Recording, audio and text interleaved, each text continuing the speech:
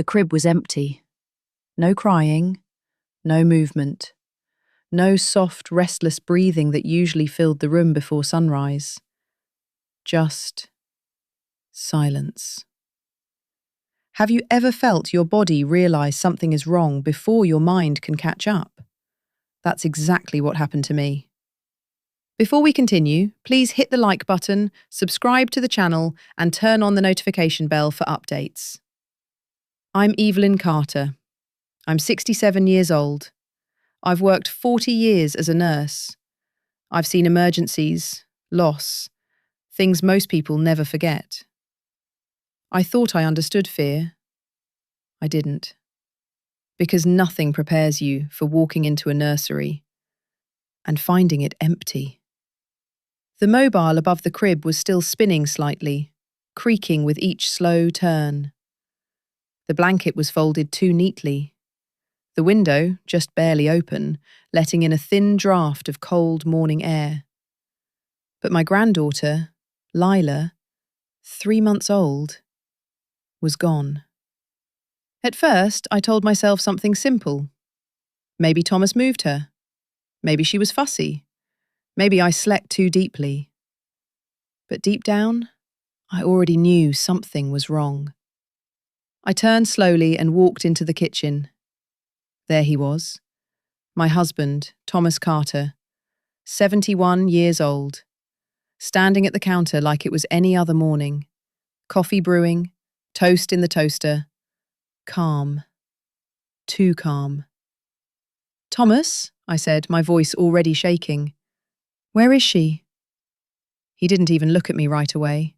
He just poured his coffee, stirred it once, then said, "I gave her away." Silence. What would you do if someone said that to you? I laughed, not because it was funny, but because it made no sense. "What?" I whispered. He finally looked at me, and I'll never forget his face.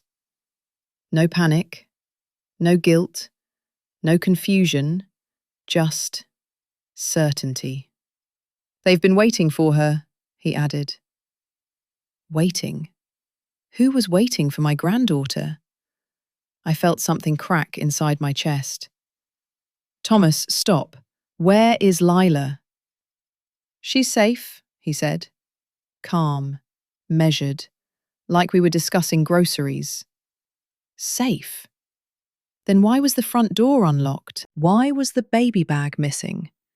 And why did it feel like he had been expecting this moment? Because standing there, staring at my husband of 43 years, I realized something that terrified me even more than the empty crib. He wasn't surprised she was gone. He didn't look like a man who had lost a child. He looked relieved. Let that sink in. Because I stood there, staring at Thomas, waiting, begging for some kind of reaction. Panic, regret, anything. But there was nothing. Just that same steady expression, like he had already made peace with something I hadn't even begun to understand. "Say that again," I told him, my voice sharper now. "I gave her away," he repeated, taking a slow sip of his coffee, like he was talking about an old chair. Not my granddaughter, not Lila. Do you know what makes this worse? She wasn't just any baby. She was all I had left of my daughter, Marissa, my only child. Gone a year ago after a sudden illness that didn't give us time to prepare, to say goodbye, to breathe. And Lila, she was supposed to be our second chance, or at least mine. Thomas never saw it that way. "We're too old for this," he used to say when Lila cried at night. "This isn't how I pictured retirement."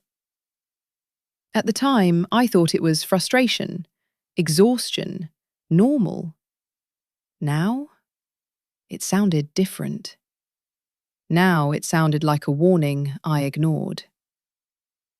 "You don't get to make that decision," I snapped, stepping closer. "Where is she?" "She's with people who can give her a better life," he said. "Better than her family? Better than me?" My chest tightened. "Who, Thomas?" He didn't answer. Instead, he said something colder. "You'll understand later."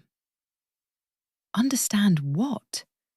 That he just handed over a 3-month-old baby like it meant nothing? I didn't wait for permission. I ran back down the hallway, checking every room again. Closet, bathroom, even places I knew made no sense. Gone. When I came back, I noticed something new. The diaper bag. Missing. So were the documents I kept in the drawer. Copies of Lila's birth certificate, her medical records. This wasn't sudden. This was planned. Carefully, quietly, behind my back. I turned towards him again, my heart pounding so loud it drowned everything else out. "What did you do?" I whispered. But this time, I didn't wait for his answer, because his phone was sitting right there on the counter, unlocked. And when I picked it up, I saw a message thread at the top. No name, just 2 words. The family. My hands started to shake as I opened it. And the last message? It read, "Pickup confirmed. She's perfect." That's when it stopped being confusion and started becoming something else entirely. Something colder. Something deliberate. I turned the phone towards him, my hand shaking. "What is this?" Thomas didn't even flinch. Not even a little. He glanced at the screen, then back at his coffee like we were discussing the weather. "You shouldn't go through my messages." "Who are they?" I snapped. "Who did you give her to?" He sighed. Actually sighed, like I was the difficult one. "They're a family," he said. "A good one. Better than what we could give her." Better? I felt something twist in my stomach. "You sold her, didn't you?" That word hung in the air. Sold. For the first time, his expression shifted, just slightly. Not guilt, not shame. Annoyance. "It's not like that," he said. "It's arranged, private. People do this all the time." "No, they don't. Not like this. Not without paperwork. Not without consent. Not in the middle of the night like it's some kind of secret exchange." "You had no right," I said, my voice breaking now. "She's my granddaughter." "And she deserves more than this," he shot back, sharper now. "We can barely keep up, Evelyn. You're exhausted. I'm exhausted. This isn't a life for her." "So you just gave her away?" "She'll have everything," he said. "Money, stability, opportunities we can't give." At what cost? At the cost of her name? Her family? Her identity? I didn't argue anymore. I grabbed the house phone and dialed 911. And do you know what he did? Nothing. He didn't try to stop me, didn't raise his voice, didn't panic. He just stood there and said, "You're too late." Those 4 words hit harder than anything else. Too late? What did that mean? Minutes later, the police arrived. 2 officers, calm, professional, but the moment they heard the words, "I gave her away," everything shifted. Questions, fast, direct. "Who took the child? Do you have documentation? What agency?" Thomas answered just enough to sound composed, but not enough to make sense. It was arranged online, he said. A private network. That's when I saw it. The look between the officers. Subtle, but unmistakable. This wasn't adoption. This was something else. Something illegal. Something dangerous. They took his phone, scrolled through the messages. One of them stepped outside, already calling it in. Then the other turned to me. "Ma'am," he said carefully, "when exactly did this exchange happen?" "Last night," I whispered. He nodded slowly, then said something that made my blood run cold. "We may still have a chance." A chance? For what? Minutes later, they tracked a location ping from the messages, a motel nearby. And just before we left, one of the officers looked at me and said, "If we're right, your granddaughter may not be with just one family."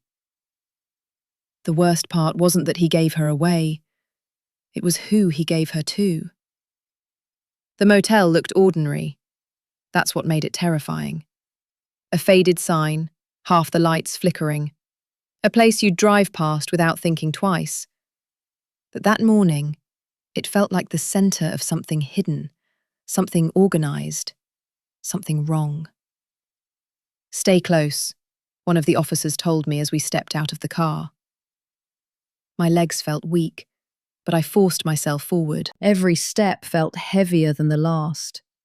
Inside, the air smelled stale, cheap cleaner trying and failing to cover something else. The officers moved quickly, room to room, then one door, slightly open. That's where everything changed. "Police!" one of them shouted, pushing it open. I stood just behind them, my heart pounding so loudly I could barely hear anything else.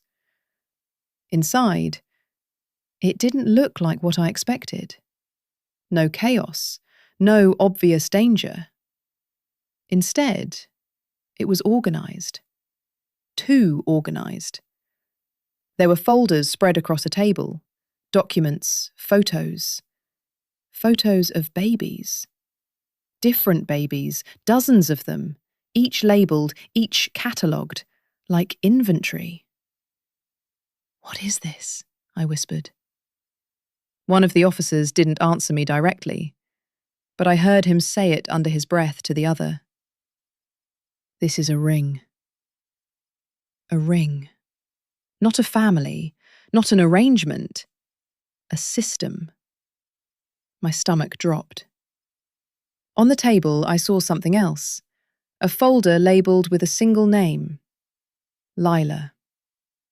I lunged forward before anyone could stop me, opening it with shaking hands. Inside, copies of her records. Photos I recognized, notes I didn't. And a number. A price. I couldn't breathe. Behind me, footsteps. Thomas. They had brought him in. I turned, clutching the folder. "You did this," my voice cracked. "You planned this." His composure finally wavered, but only slightly. "You don't understand," he said. "She would have had everything." "Except her family," I shouted. For the first time, his silence felt different. Not calm, cornered. Then suddenly, one of the officer's radios crackled to life. A voice on the other end, urgent. "We've intercepted a vehicle matching the description. Adult couple, infant in the back seat." Everything stopped. Every sound, every thought. "Is the child safe?" the officer asked immediately. A pause, then, "Alive, female, approximately 3 months." My knees nearly gave out, but it wasn't over. Not yet. The officer turned to me, his expression steady but intense. "Ma'am, we need you to come with us." To confirm.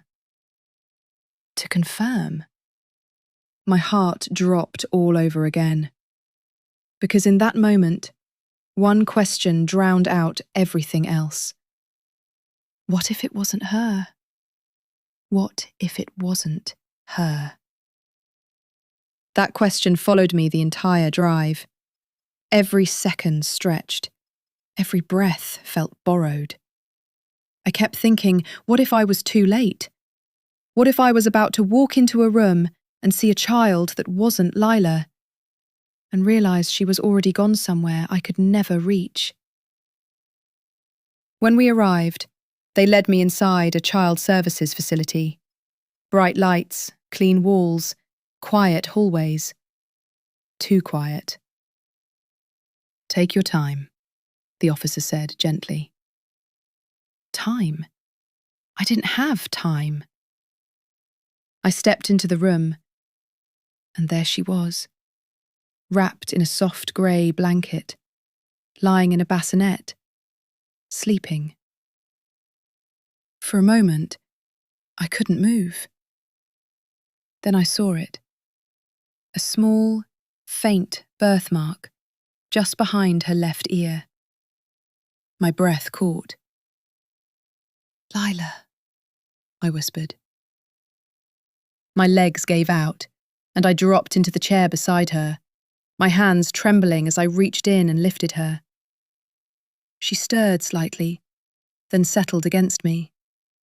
Alive, warm, real. "She's yours," someone said quietly behind me. And just like that, everything I had been holding back broke loose. Tears, relief, anger, all at once. But this time, it wasn't fear. It was certainty. Later, everything came into focus. The truth wasn't complicated, just calculated. Thomas had spent weeks communicating with an illegal network posing as a private adoption group. They targeted people exactly like him, overwhelmed, aging caregivers. They promised better lives for the children. But it was all a front.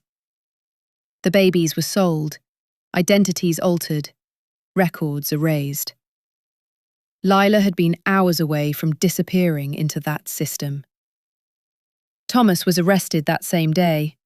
Charges: child trafficking, fraud, endangerment.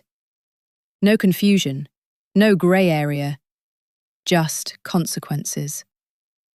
The investigation spread wider than I expected. Multiple arrests, families exposed, a network dismantled piece by piece. Neighbours stopped talking to me the same way, some with pity, some with quiet judgment. Authorities evaluated me too.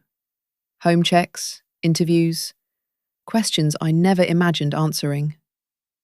But in the end, Lila stayed with me. Thomas didn't come back. The house got quieter after that. Not empty, just different. Months later, I found myself in the nursery again. The same room, the same crib. But this time, it wasn't still. I rocked her gently, listening to her soft breathing fill the silence that once terrified me. The crib wasn't empty anymore. But the life I had before? That was gone for good. And as I held her closer, I understood something with absolute clarity. Some losses don't leave you with nothing. They leave you with what matters most.